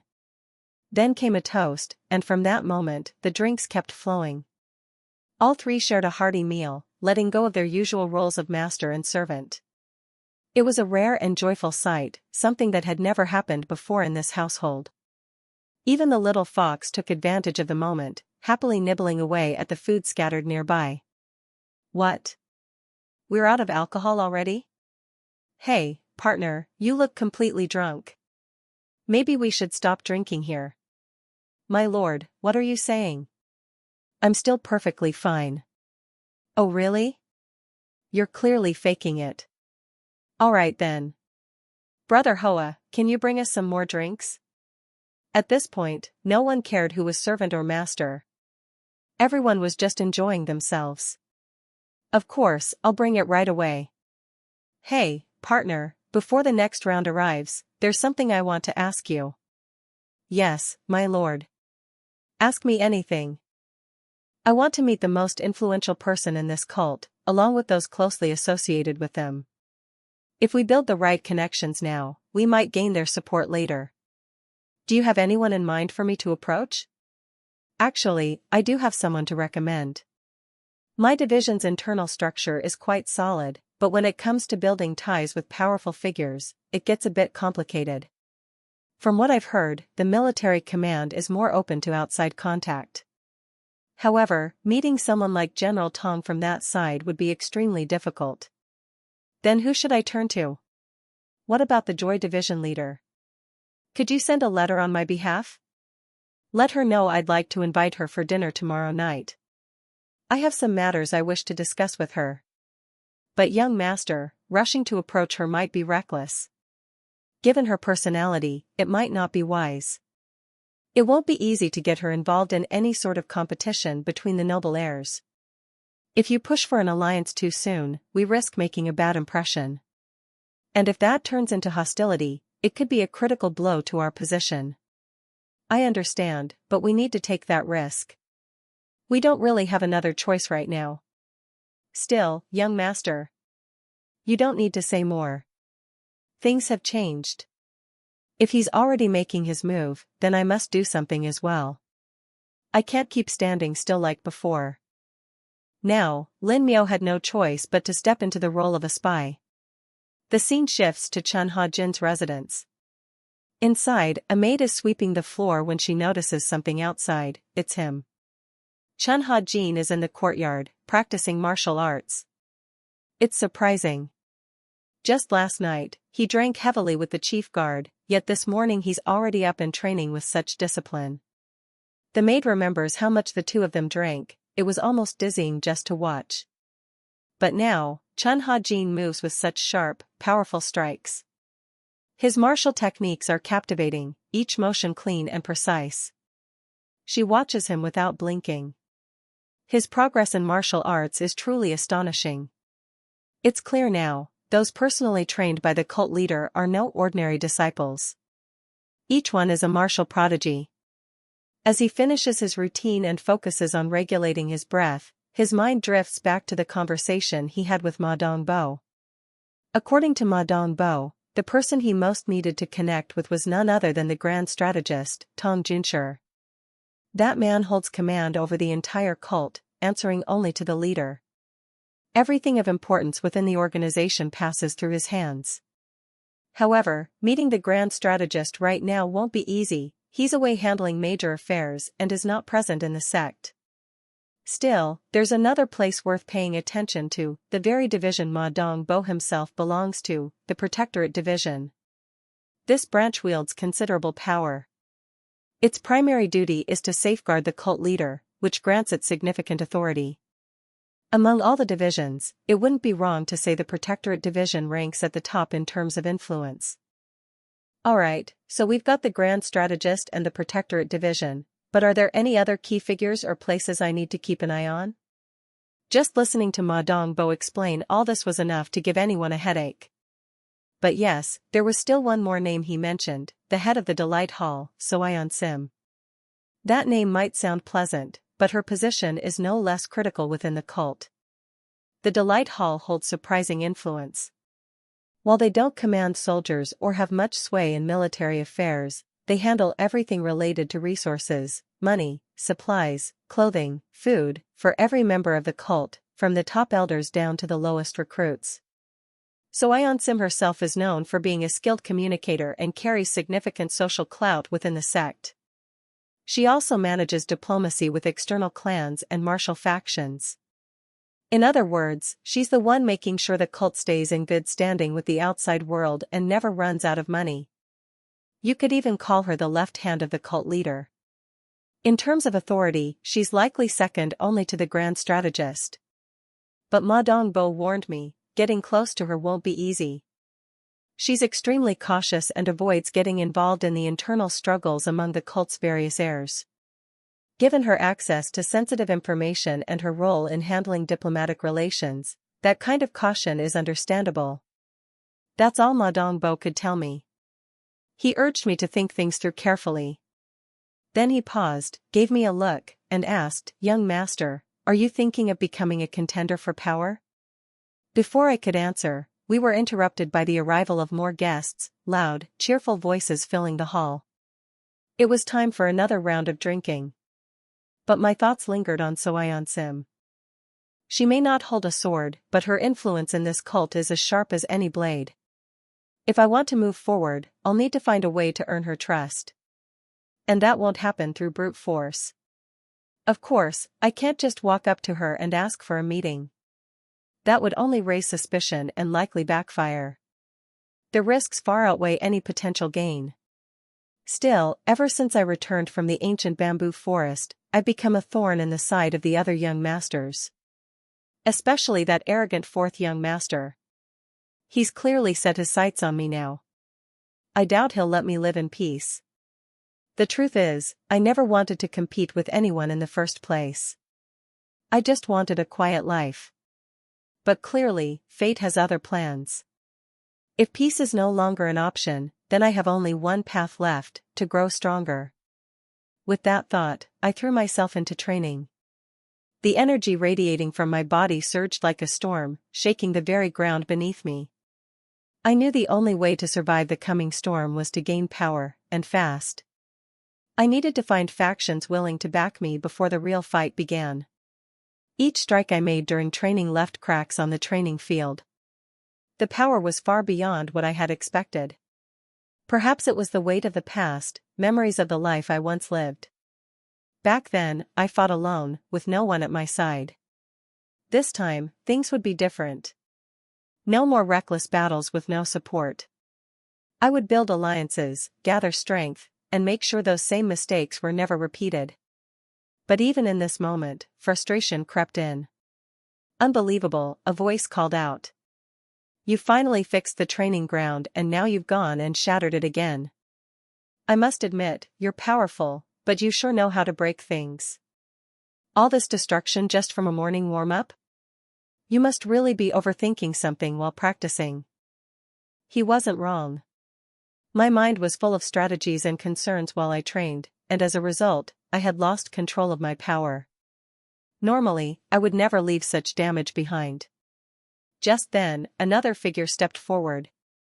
Young master, I'm here. It was one of my trusted subordinates, reporting in at just the right time. You're here, Ma Dongbua? Yes, I am. Were you training this morning, sir? Also, look at this, this is the sword you requested. Its size closely matches the one you used in the past. I hope it feels right in your hand. Well done. I appreciate it, Dongbua. He drew the sword, testing its balance. With just a casual swing, the demonic energy surrounding him surged outward, filling the air. Dongbua stood frozen for a moment, stunned by the intensity. What incredible sword energy! It must be your immense inner power that makes even a light swing so powerful, Dongbua commented in awe. This blade suits me well. A fine weapon indeed. Satisfied, he sheathed it. It's time we left, he said. May I ask where we're going, sir? Naturally, to start laying the groundwork for my future. The small fox leapt onto his shoulder, eager to follow. If you're free, you might as well come with me, he added with a faint smile. The scene shifted to the elegant setting of Hoa Yuyan Pavilion. You're here already, I see, greeted a calm voice. The fourth young master welcomed him politely. I've arranged a private room with all the best dishes they offer. Please, enjoy yourself. Thank you for your consideration, he replied, though a hint of amusement crossed his face. But you do realize, don't you, that Hoa Yuyan Pavilion is managed directly under our Joyful Harmony house? The young lord had already sampled every fine dish offered at this establishment, so there was no need for any elaborate introductions. With a slight chuckle, he admitted his oversight. Ah, I forgot. Of course, you're already the host here. The two of them, accompanied by a few others, soon made their way to the reserved private room. Once seated, the woman turned to him with a calm expression. May I ask what purpose brings you here today? He gave a relaxed smile. There's no urgent matter, really. I simply thought that since you've been working hard lately, organizing the grand celebration for the sect, I should treat you to some rest and good food. She gave him a polite nod. I appreciate your thoughtfulness. That's very considerate of you. But deep down, the man remained cautious. He understood well who he was speaking to. The matron of the Joy Pavilion, known for her poise and sharp mind, had climbed her way to prominence through countless power struggles. She never revealed her hand easily and maintained a careful neutrality, no matter whom she dealt with. Her loyalty wasn't pledged lightly to any faction, and she knew how valuable her position was within the sect. If anyone wanted to approach her with an agenda, they'd have to do so with utmost care. After all, she and the sect strategist were considered the two closest and most trusted aides of the Grandmaster himself.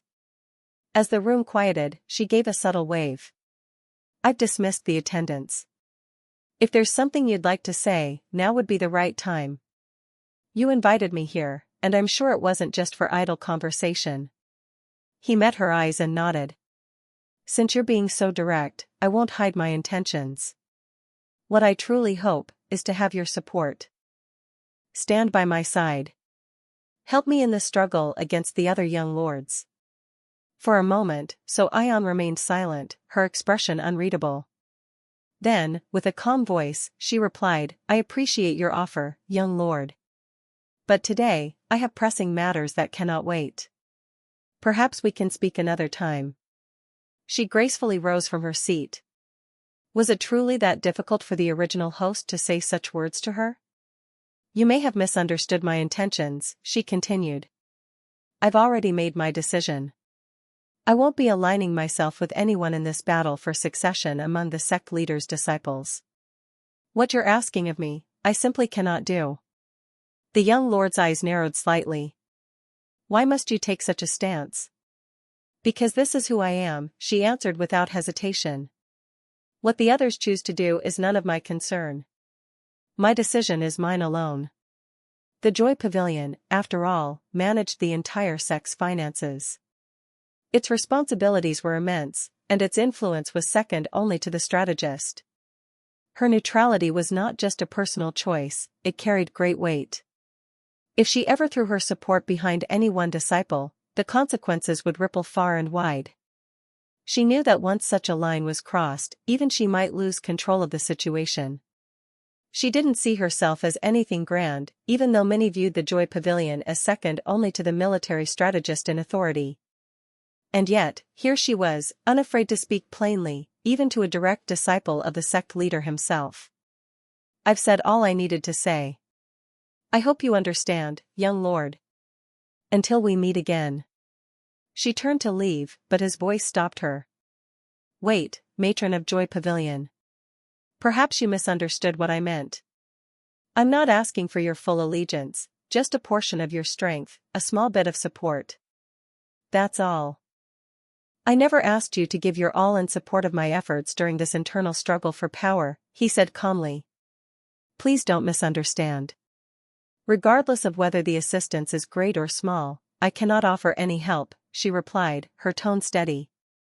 I fully understand your position within our sect, and I can only imagine how difficult it must be to stay neutral in such matters. Thank you for understanding, she added.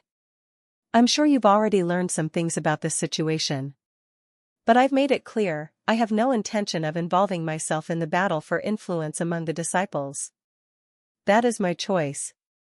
He frowned slightly. That sounds more like an excuse than a conviction, Lady of the Joy Pavilion. It isn't just a reason, it's my duty. My loyalty to our sect compels me to remain impartial. This is the path I've chosen, one I must follow. But loyalty can be shown in different ways, he countered. I urge you to reconsider my request. Your support could take many forms, not necessarily direct involvement in conflict. She took a breath and replied, Forgive me, but I've already said all I needed to say. Just as she turned to leave, he stopped her. Wait. Don't you happen to be looking for the rare herb, Tong Kui Luk Deep Tao? She froze. As you know, that plant is nearly impossible to find. Even within our sect, you could spend years searching without success. And outside? It doesn't exist in any common trade. The only chance of acquiring it is by pure luck and persistence. He smiled slightly, lowering his voice. But I'm not bound by chance. I happen to possess that very herb, Tonqui Luke Deep Tao. If the Lady of Joy Pavilion truly desires the Tonqui Luke Deep Tao, then I am willing to offer it to her, he said with calm assurance. While it may be a rare and valuable herb, to me, it serves no particular purpose. That caught her attention. She turned back to face him, eyes narrowing with curiosity. You're remarkably well informed, aren't you? You flatter me. It wasn't all that hard to discover, he replied, his tone casual, even teasing. There's no need to be so surprised. To someone like me, that information was bound to surface eventually. But to me, this matter is of great importance, she stated with quiet intensity. Tell me, where did you learn about it? He leaned in slightly, his voice low but pointed. You know how these things work, information doesn't come for free. Surely you understand that better than anyone. If you want answers, you'll need to offer something in return. That's a basic rule in any negotiation, wouldn't you agree? Her expression grew cold. Are you implying you're using the Tonqui Luke Deep Tao to pressure me into siding with you? He gave a soft laugh. Oh, not at all. You misunderstand. I'm simply responding to your unwillingness to cooperate. When someone closes one path, I must find another. If I seem forceful, it's only because I see no other route forward. Let's be clear, he continued, tone unwavering. You want the herb. I want your support. This isn't coercion, it's a fair exchange. No threats, no tricks, just mutually beneficial terms. She said nothing for a moment, studying his face as if searching for deeper motives. Then, slowly, she returned to her seat. Very well, she said at last, settling into the chair. If that's how you wish to handle this, I won't leave just yet. I'll hear what you have to propose. He nodded, his demeanor softening. That's all I ask. Rest assured, I know exactly what I want, and I believe you'll find the arrangement worthwhile. I would never ask something you couldn't do, nor anything that would cross the line. What I need from you is quite simple, something that only requires a wave of your hand to resolve. All I'm asking is for you to issue a basic command to one of your handmaidens. You know the girl named Manhwa, don't you? Her expression changed the moment she heard that name. Manhwa, the girl who serves that boy, Seo Young. What I want is straightforward. Just have her keep an eye on him and report back to me about everything he does. I only need updates for 3 months. That shouldn't be too difficult for someone like you. So this is about targeting the third young master, isn't it? What I choose to do with the information is none of your concern. Your only job is to fulfill my request. That's all. Your words make it sound so easy. But for me, it's anything but. You want me to spy on the third young master using his personal maid? That's incredibly risky. If he ever finds out that she's watching him on my orders, he'll go straight to the cult leader. And then what happens to me? That's simple too. Just make sure you don't get caught. This kind of risky task isn't something I can agree to so easily. Oh come now, no need to overthink it, my lord. It's really just a simple job. All she has to do is quietly observe him and send the reports to me. That's it. As long as she's careful, no one will ever know. Especially since that boy seems to treasure her quite a lot. He would never suspect a thing. You say it like it's no big deal. But when it comes down to actually doing it, even if it's a simple task, if it ever gets exposed, then we deal with it. Isn't that right? He calmly set his cup down on the table. If someone finds out, it's easy to handle. People only go looking for the source when they see smoke. So, if I put out the fire before it spreads, and the person who lit it disappears without a trace, then there's no smoke left. No questions asked. Isn't that right, my lord? Huh? Why do my ears feel itchy all of a sudden? Someone talking about me? I'm already worn out sweeping the yard. From what you're saying, none of this sounds minor at all. You're dodging the issue again, my lord. Don't stall for time. I'm not dodging anything. Like you said, I'm supposed to order the maid to watch over the third young master. But here's the problem, I don't even know what she looks like. So how exactly am I supposed to command someone I've never seen? That's easy. This all comes from the head priest's orders anyway. All you have to do is assign him a different maid. One of your choosing. You should assign this task to a maid you fully trust, he said.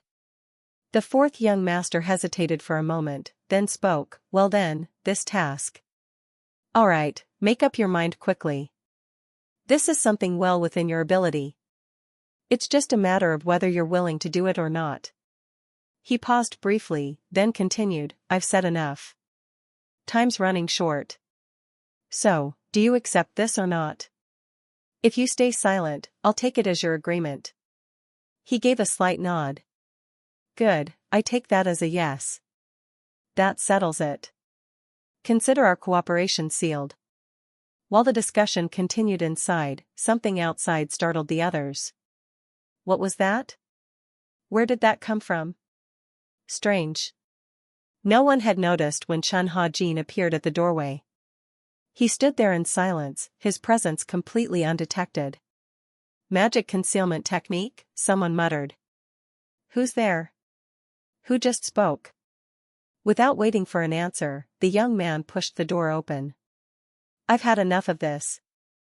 I came to see just how far you're all willing to go with your schemes. He stepped in, a wine bottle in hand. The older woman gasped, recognizing him immediately. The third young master.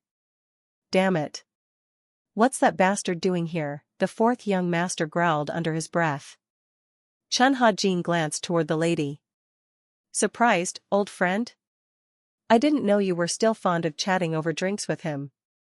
Luckily, I brought some premium wine, personally gifted by the cult leader. How about we share a few cups together?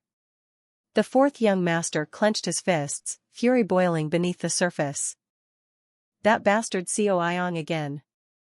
I went to the Joy Pavilion hoping to see you, but you weren't there, he said with a smirk.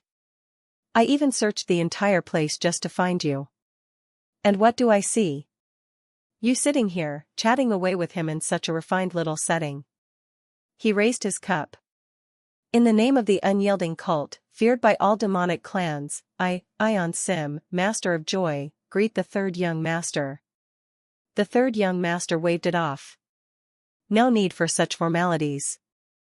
But from outside, the fourth young master suddenly shouted. What is going on out there? Didn't I clearly say not to let anyone interrupt us? Oh come now, dear brother, the third laughed as he strolled in. Surely if you're allowed to meet with the Master of Joy, I should be too, no? Are you that annoyed just by my presence? Do you even understand what I'm discussing with her right now? And you barge in like that without a second thought? Isn't that completely disrespectful? Ignoring him entirely, the third young master walked straight past his brother and turned to Ion Sim. Let's not waste any more of your time on this pointless talk. How about we head somewhere else and share a few drinks instead? The fourth was fuming.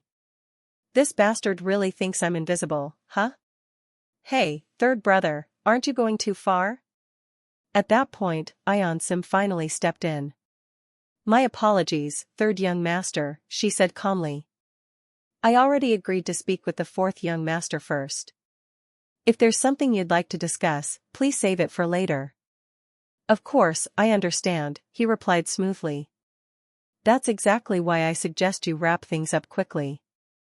I'll wait. Third young master, what is your true intention here? Chun Ha-jin didn't hesitate to bring it up either. The former master seems to be searching for the green jade six-leaf herb, isn't that right? The moment that name was mentioned, the entire atmosphere turned tense. From what I know, there are only two situations where that particular herb would be necessary. One is when someone's yang energy has been severely depleted due to a serious illness. The other possibility is that the person's internal energy has reversed and become dominant, causing their qi to gradually fade away. But here's the thing, even in those cases, there are other rare herbs with similar properties. Someone as well versed in medicine as the former master of the Joy Pavilion would definitely be aware of that. So then, there's only one logical reason left. It must be that this herb is being sought to treat someone who has suffered a chi deviation after practicing yin-based martial arts, right? What? That's what you think this is about? No need to overreact, I'm just speculating. I don't actually know the details of this person's condition. But if their life isn't in immediate danger, then I'd argue that using the green jade six-leaf herb might actually be riskier. That's just my opinion, of course. If you use that herb to suppress the negative energy, it could easily throw the body's internal flow into chaos, disrupting the meridians and scattering the vital essence. Death might come before any cure. I know you're worried about that person's condition, and I understand. But shouldn't you do thorough research before making such a drastic move? Blind action won't save anyone. It might only lead to regret. The woman fixed her gaze on the third young master. Her demeanor calm and confident, with an assertive tone that demanded attention. Why hadn't she ever noticed this side of him before? Hey, third brother. Honestly, I didn't expect this from you. After all this time, I find out you're the kind who enjoys eavesdropping? That's a bit much, don't you think? I only arrived a moment ago. I just happened to overhear your conversation, nothing more. Don't try to twist things. If you act like this, do you even deserve the title of the third young master? As the words left his mouth, Chun Ha-jin slammed his chopsticks onto the table. You're the one who's gone too far. If you're saying I don't deserve to be part of this sect, then let me ask you, what about someone who schemes against his own comrades? Do you really think you're worthy of being called a disciple of the demonic sect? I truly didn't expect someone like you to stoop to something so disgraceful. Do you even have proof for what you're saying? You can't just throw accusations around like that. His voice trembled with anger. You know better than anyone whether I said anything untrue or blamed you unfairly. He stepped closer, eyes filled with contempt. A direct disciple of the cult leader, yet you're nothing but a coward who clings to life. You act, but you never own up to your actions. I find you absolutely disgraceful. His tone sharpened as he continued.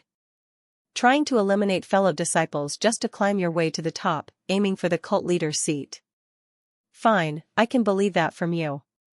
But harming even the youngest among us? That crosses every line. His fists clenched. The fourth young master. Just a child barely 10 years old. What could he possibly have done to deserve that? I saw his pale, frail figure back in Boy Chow. And now I understand. That was your doing, wasn't it? The accused stood up, voice rising with frustration. I've held back for long enough. You barge in, interrupt my conversations, and now you're accusing me of such vile acts? I won't stay silent any longer. A third voice entered, calm but piercing. Fourth brother. You really are heartless. I've seen enough to know exactly what kind of person you are. Someone who'll stop at nothing to destroy his enemies. He paused, gaze heavy with judgment. And yet, the moment someone calls you out, you fall apart.